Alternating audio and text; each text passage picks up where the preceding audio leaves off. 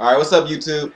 I'm about to have this 2K playing for you in the background. But yeah, man, LeBron has chose to go back to Cleveland. Now, like I usually say, if I'm doing something like this, I'll be like all the OG people, you know I love basketball, and people that I talk to on a regular basis, you know I have a passion and dream for basketball. I love the sport in its own entirety. But him going back to Cleveland, man, what I think about that? When I heard that, and then when I looked at and read over what he wrote down, so he wouldn't have to be interrupted or have to keep getting asked questions and stuff. I looked at it, man, and I was like, yeah.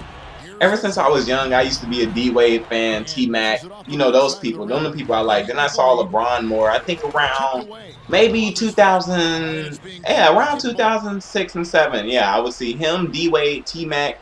Like, and I was like, I like them people, and Kobe too. But the thing is, at the time, I just, for some reason, I hated Kobe. I never had a legit reason why. It was like, damn, I don't want that dude to win. Like, it was one of them type of things. But now it's grown to the fact that Kobe is one of my favorite basketball players right now today. And then probably when he leaves, it's gonna be maybe D-Wade or LeBron, because those are the people that like you need to like look at and aspire to be like. Cause those are the people that put in the time and work.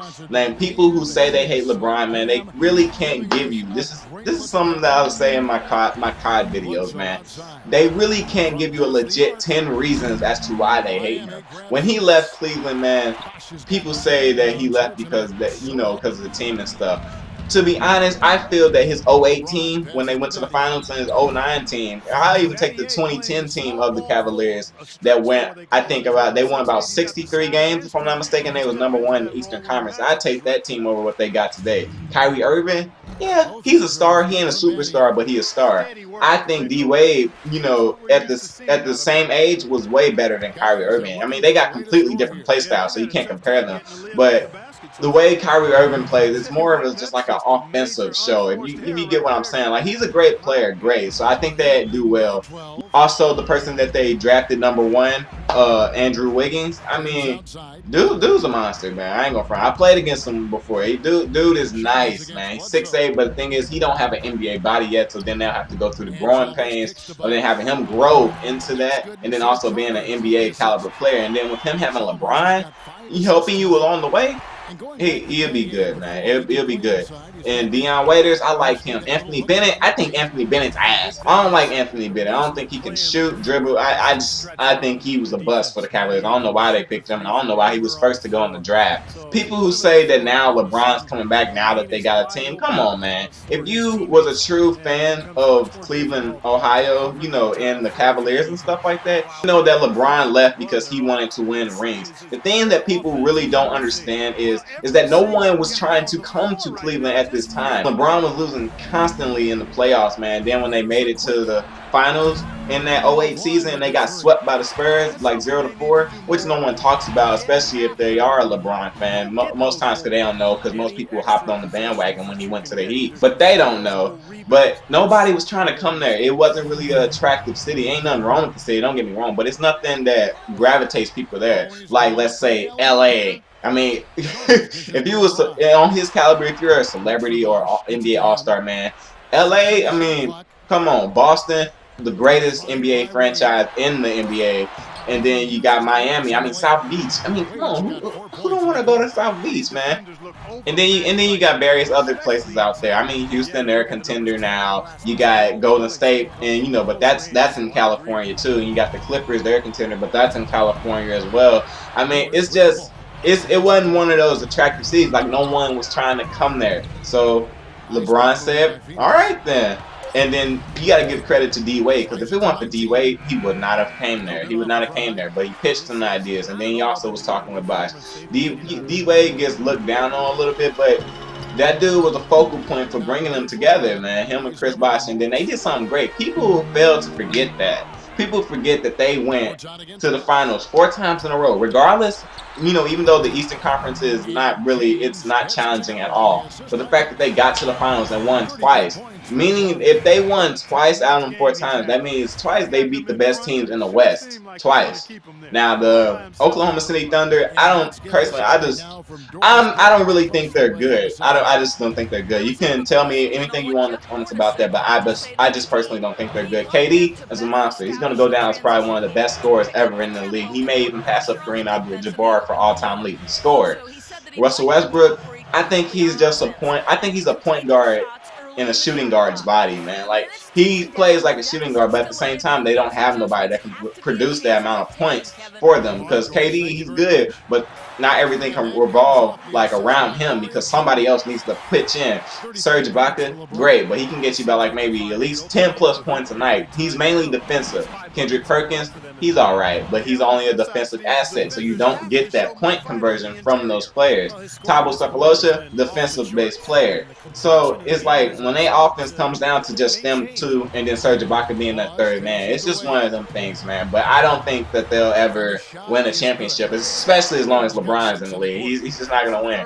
And then on top of that, I mean, if the Spurs keep up what they're doing, man, like even though they're so far of age, you know, so up on age, man, I think that they can maybe, just maybe, get there again because they're the most fundamentally based sound team in the league, and that's what gets them over people every time. So if they can do it again, that would be marvelous. If Greg Popovich stays there and all those stuff, Tony Parker and Tim Duncan and Manu Ginobili, they all be down for that, man. So if they stay there, I think they could go and win again, or at least go to the finals. Most definitely, they would most definitely beat the Oklahoma City Thunder. I mean, they just don't have what it takes to win yet. If you catch my drift, they don't have that it factor yet.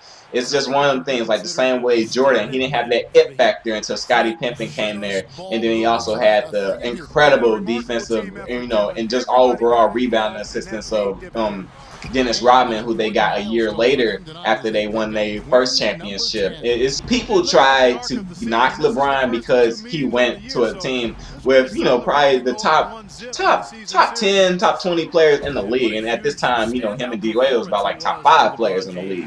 But you can't get mad, like people didn't knock KG for doing it, man. Like him and Ray Allen in their prime, even though they were slowly downgrading when they went to the Celtics, they still stacked their team. Paul Pierce was a monster. He was an assassin, man. Like you couldn't stop him at this time, and that's when they beat the Lakers. And I think the 08 season. This wasn't 08. I think this was 09. Man, it's been so long, man. You just can't remember all these things off the top of your head. But for all those people out there that be hating on LeBron, then for the people who are bandwagon now, you gonna wait till you see all these Cleveland Cavaliers bandwagoners. Cause I know the exact way it was back by like maybe 4 or 5 years ago. Man, bandwagon was huge.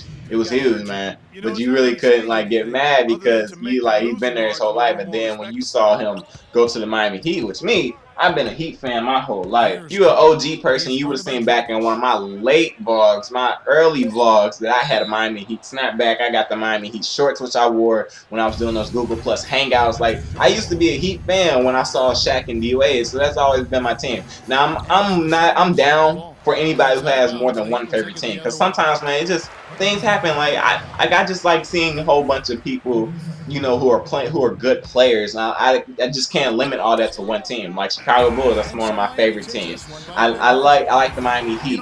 I like the Lakers, but primarily because of Kobe, because that's the generation that I grew up in. But I also respect Magic Johnson, Jerry West, Wilt Chamberlain, Kareem Abdul-Jabbar, all the great Laker greats that we know to this day. As far as that goes, I'm just waiting for the bandwagoners. Tell me what you think. I haven't done an NBA video in so long, like actual gameplay and stuff, so I'm gonna have that in the background for you guys if you enjoy that. Tell me what you think in the comments regardless, even if you just somebody who watches basketball, just give me your opinions of what you think or how you feel about it. But one thing that I will say, man, you can't hate the man. Look, everything LeBron has done has been business worthy. He sacrificed more money than somebody of his caliber ever has. You got people in the NBA like Joe Johnson. Many people, if you're not somebody who really watches basketball, you don't know who that is. Joe Johnson gets paid about like maybe $20 million or $25 million, and like that's something that doesn't make sense. Somebody like him should not be getting paid more than LeBron. LeBron only got paid like $14 million. So I mean, just look at Just look at that, man. You gotta look at them things when you're trying to say something or say that, oh, I don't know why he did this. He sacrificed more than anything. LeBron wants to win. That's what he wants to do. In Cleveland, it just wasn't happening. He was waiting 7 years. Why wait 7 years and then keep waiting until something probably happens and just somebody can say, you know what, I'll go with you, LeBron. I'll help you win a championship. You know, something like that. Why do that? It wasn't working for him. He wasn't going to be like these people that wait to the end of their careers and then start go over and partner up with people, man. No, he wasn't going to wait like that. Why not do it now in his prime? That's why he went over there. He knew what he had. He knew what he had to do, but he just needed somebody else. Everybody needs somebody else. That's what you need to think about, though. Everybody, I've talked to people before, they think Jordan could win a championship by himself. Oh, no, he's stupid. He can't win by himself. He proved that in his first years. He didn't start winning championships until he was like in his 30s. LeBron is one in like when he was 27, 26, 27. Come on now. I mean, he just did it in his prime. And what better now today he went back there before he's even reached the decline. Because he's at his peak. When you're at your peak, there's nothing else but down. But right now, we don't know when that down will be, but it's better that he go back there now before he turns 30 than after he turns 30. And with everything that he learned in Miami, now he can bring that to newcomers, young legs, young boys, people who play the pace of the NBA of what it is today. Man, best believe he gonna win a championship in Cleveland before it's all said and done. He may not do it this year. I ain't gonna front, because LeBron, you know, he had, you know, when he first went to Miami, they didn't win their first year, which is cool. But due to that, I have to make the assumption that he maybe will not win this year. But you don't know, man, because anything can happen. Injuries can happen. Anything can happen. And I'm going to just go out here and say that LeBron's definitely going to lead through the East. Any team that LeBron owns is going to be a contender. That's how it's been ever since he's been in the league. So, I mean, if you're somebody that really watches basketball and understands the game in the past and history of it and how the game's changed from what it is today, you'll understand what I'm saying.